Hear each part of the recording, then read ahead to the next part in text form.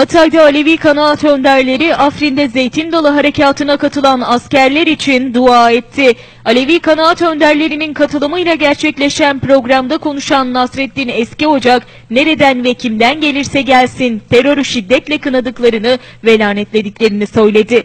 Zeytin Dalı operasyonunu sonuna kadar desteklediklerini ifade eden Eskiocak, ilimiz sınırının hemen yanı başında terör örgütlerinin oluşmasını ve konuşlanmasını önlemek, ülkemiz ve ilimizin güvenliğini sağlamak amacıyla Türk Silahlı Kuvvetleri'nin Afrin'de başlatmış olduğu Zeytin Dalı Harekatı'na desteğimizi göstermek, ordumuz ve askerlerimize dua etmek için toplandık. Bölünmez bir bütün olan Türkiye Cumhuriyeti'nin başta ulusal güvenliği olmak üzere ilimizi ve ülkemizi tehdit eden unsurlara karşı başlatılan harekatı sonuna kadar destekliyoruz dedi.